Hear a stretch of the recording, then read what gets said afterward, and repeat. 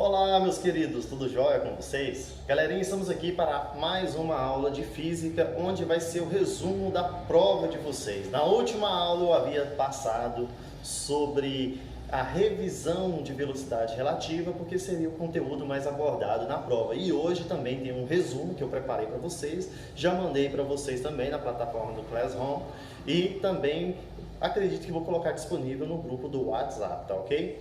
Então, galerinha, para começar a aula de hoje, porque são 5 questões que eu quero comentar com vocês, já vai estar também em PDF respondida, porque acredito que com a resolução comentada, será um resumo mais efetivo no aprendizado de vocês, tá ok? Então, galerinha, bora lá para mais um aprendizado, tá ok? Exercício número 1, respondido e comentado. Atenção, eu vou fazer a leitura aqui para vocês, olha só.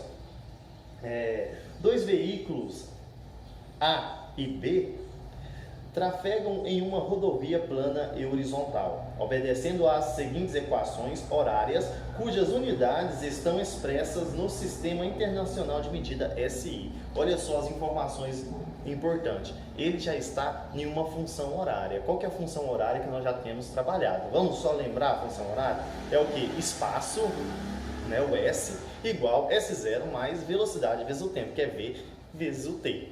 Não é correto?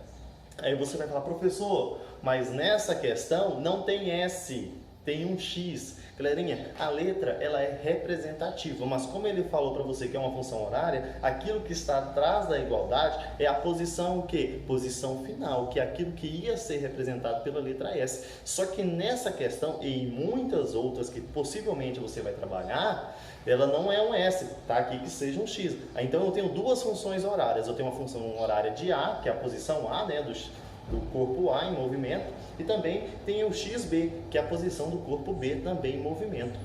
Outra informação importante, ele falou que está no Sistema Internacional, SI. Quer dizer o quê? Que as unidades medidas têm que estar batendo com o sistema de unidade internacional. Como assim, professor? Questão de espaço tem que estar em quê? Em metros. Questão de tempo tem que estar em quê?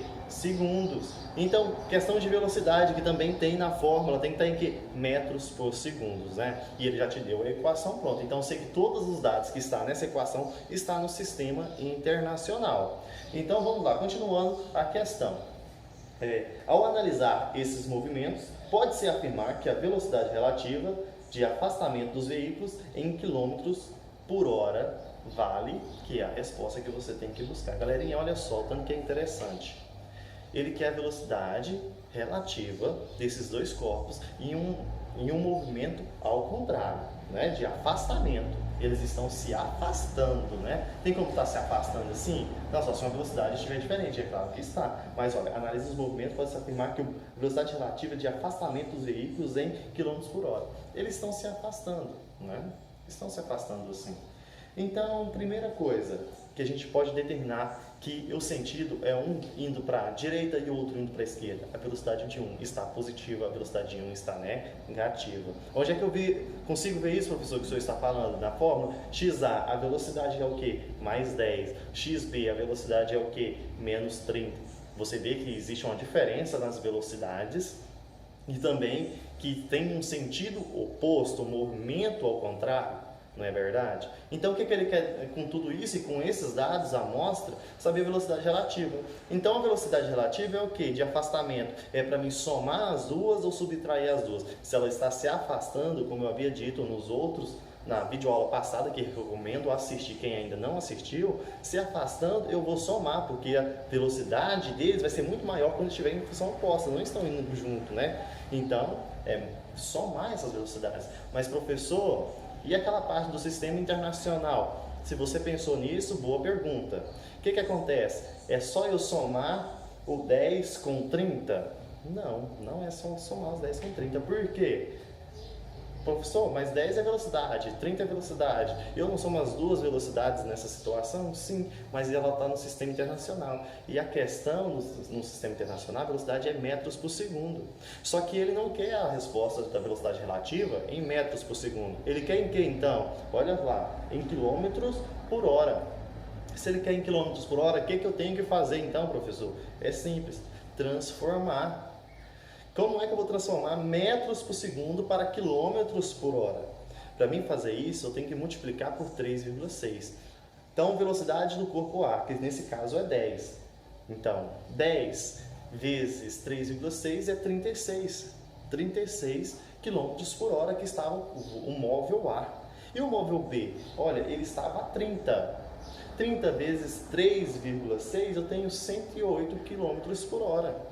Como está aí na resolução. Então, ele multiplicou? Sim, multiplicou. Agora, ele vai o quê? Somar, porque a velocidade está oposta, não é verdade? Se ela está oposta, então tem que somar essas duas velocidades. Aí outra pergunta interessante que vocês deveriam estar me fazendo também. Professor, e aquelas dois sinais que estão na frente da velocidade? Olha, na função horária, aquele sinal, ele representa o sentido, né? O sentido que cada um está fazendo, não tem nada a ver com a velocidade relativa. A velocidade relativa é a lógica, né? Que você tem que pensar que está em sentido oposto, você vai somar, porque a distância vai ser muito maior agora. Então, o que acontece? Você tem 36 do corpo A velocidade dele, que tem 108 de km por hora do móvel B. Fazendo a velocidade relativa, o que eu tenho que fazer quando eles estão em função oposta, em direção oposta? Somar. Quanto que é 36 mais 108, né? Automaticamente você vai ter uma resposta de 144, como está na resolução. Então, está respondido e comentado para vocês também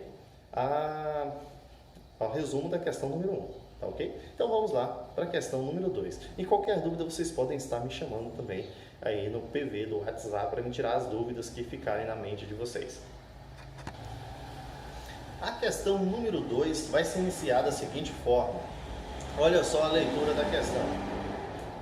Olha, da PUC, né, Rio Grande do Sul. Analise a situação a seguir. Duas esferas A e B, de massa respectivamente iguais a 3 kg e 2 kg, estão em movimento unidimensional sobre um plano horizontal perfeitamente liso, como mostra a figura 1. Né? Observando essa figura 1, tem duas bolinhas vermelhas em sentido oposto, né? Um indo para a esquerda e outro para a direita, não é verdade? Continuando essa leitura, vamos lá. Inicialmente, as esferas se movimentam em sentidos opostos, colidindo no instante T1. Olha lá, está demarcado na imagem 2. A figura 2 representa a evolução das velocidades em função do tempo para essas esferas imediatamente antes e após a colisão mecânica. Olha só, eu vou colocar essa imagem aqui para podermos analisar ela melhor. Tá ok?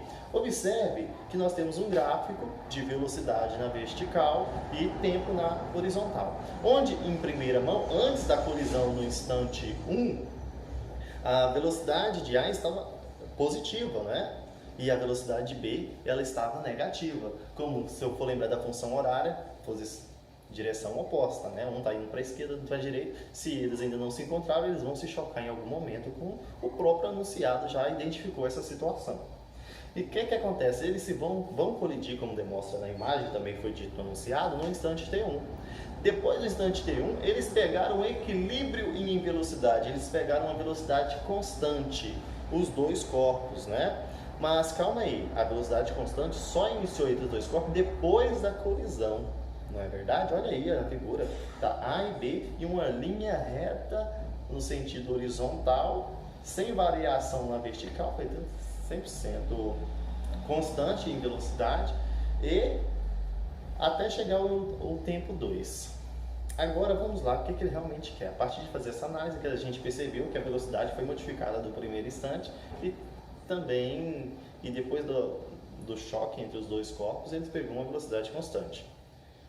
Sobre o sistema formado pelas esferas A e B, é correto afirmar o quê? Né? É correto afirmar. O que acontece? Vamos ler a situação aqui agora. Letra A. A conservação de energia cinética do sistema durante a colisão. Conservação de energia cinética? Calma aí, pensa assim, o que é energia cinética, professor? Eu estou no primeiro ano e não aprendi o que é energia cinética ainda, então calma, eu vou te falar. Energia cinética é energia de movimento. Quer dizer, então, quando ele fala que há conservação de energia cinética, há conservação também na velocidade, no movimento que ele estava tendo.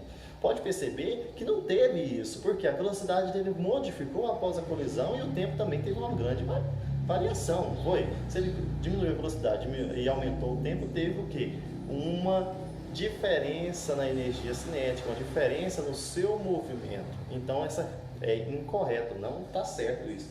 Letra B, olha, a dissipação de energia mecânica no sistema durante a colisão. Energia mecânica existe sim, né?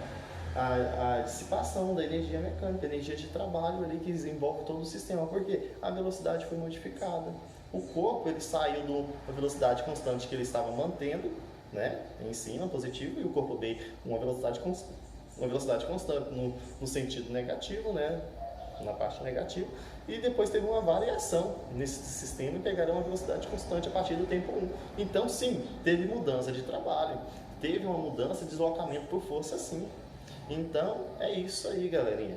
Então, a letra B está correta, mas só para reforçar o aprendizado de vocês, vamos ver o que mais temos. Ó, letra C, a quantidade de movimento total do sistema formado varia durante a colisão. Olha, durante a colisão foi no instante T1. Agora, varia, você percebeu que a velocidade não teve variação a partir do impacto, ela pegou uma velocidade constante?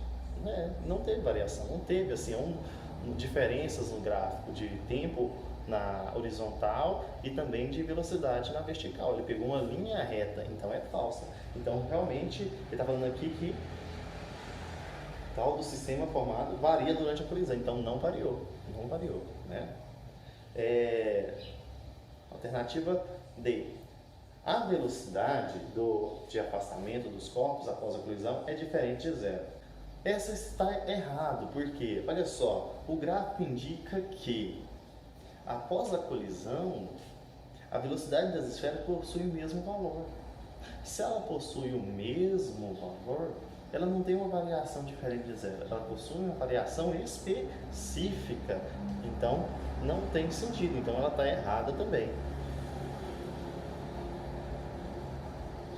Entre as esferas, antes da colisão, é inferior à velocidade relativa entre elas após colidirem? Galerinha, antes da colisão, sim, eles tinham uma velocidade relativa. Só que após a colisão, eles pegaram uma velocidade constante. Então, eles pegaram a mesma velocidade. E para existir uma velocidade relativa, a velocidade de um tem que ser maior ou menor do que a outra, porque tem que fazer aquela diferença, na verdade. Ainda mais quando eles pegam o mesmo sentido. Já que, como eu sei que eles pegaram o mesmo sentido, pegaram o mesmo sinal. Os dois ficaram no positivo, então os dois estavam indo na mesma direção após aquela colisão. Entendeu? Então é isso, então a velocidade relativa é zero quando eles estão em mesma velocidade e em mesma direção, então é nula. Então não teve o que? Não teve velocidade relativa nessa parte. Quando é nula não existe velocidade relativa. Então galerinha, vamos lá para a questão número 3. Vamos lá com a leitura da questão número 3 para vocês pegarem aqui também. Olha, marque a alternativa correta a respeito do conceito de velocidade relativa. A letra A. Então, só para entender a pergunta, né? Aquilo que é correto a respeito da velocidade relativa. Tudo aquilo que a gente está trabalhando para ver se é certo ou se está errado. Vamos lá. Letra A. A velocidade relativa é um conjunto de valores que representa o movimento relativo entre dois móveis. Conjunto de valores. Conjunto de valores, ele quer dizer que tem vários valores envolvidos ali. Mas a gente sabe que a questão de velocidade relativa é só entre a referência da velocidade relativa da velocidade de um corpo com a velocidade de outro corpo. E o que influencia é a direção que cada um está, porque aí ela vai definir se ela é positiva ou se ela é negativa. Então, incorreto. Letra B.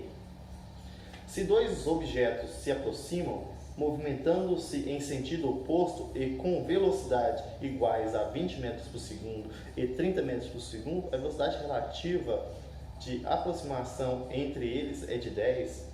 Olha só, em sentido oposto, ele fez o que? Ele pegou 20 com 30 e subtraiu para dar 10. Em sentido oposto, um vai para a esquerda, um vai para a direita, a distância vai aumentar. Então eu tenho que somar os dois corpos e não subtrair. Então está errado. Ele teria que ter somado e não subtraído para dar 10. Então, letra C. A velocidade relativa entre dois móveis sempre é a soma das velocidades individuais? sempre a soma? Não, depende do sentido dos dois corpos. Eu vou somar quando estiver em sentido oposto. E se estiverem no mesmo sentido, eu vou somar? Não, vou subtrair. Está errado. Então, letra D. Se dois objetos se afastam, movimentando-se em sentido oposto e com velocidades iguais a 20 metros por segundo e 30 metros por segundo, a velocidade relativa de afastamento entre eles é de 50. Olha só, a relativa é 50? Sim, está correto, porque se eles estão se afastando, eu tenho que somar as duas velocidades, porque a distância vai ser maior. Então, se ele tem 20 e tem 30, um corpo tem 20 metros por segundo de velocidade, o outro tem 30 metros por segundo de velocidade, e estão se afastando, eu tenho que somar para ser a velocidade relativa, então é 50. Então, a resposta correta é a letra D. Está corretíssimo. Só para terminar a letra E, vamos comentar também. A velocidade relativa entre dois móveis sempre é a diferença das velocidades individuais. Não é sempre a diferença. Não é sempre diminuir a velocidade com a outra. Depende do quê? Da direção. Né? Se está em sentido iguais ou em sentido oposto, né? Oposto. Então, não, está errado. Não é sempre a diferença. Vai depender do sentido. Então, a resposta certa realmente é a letra D. Então, vamos lá. Bora lá para a leitura do exercício número 4. Leia as afirmações a seguir sobre o conceito de velocidade relativa. Vamos lá, vamos entender isso aqui. Primeira afirmativa, né? Número 1. A velocidade relativa é o valor único de velocidade que representa o movimento relativo entre objetos quaisquer. Olha só, o valor único de velocidade entre dois corpos, né? Vamos assim entender que foi o que ele quis passar. Sim, eu tenho a velocidade de um, eu tenho a velocidade de outro, e dependendo do sentido, eu vou transformar essas duas velocidades em uma só. Então, a questão número 1, a afirmativa 1, está correta. Então, vamos lá para a afirmativa 2.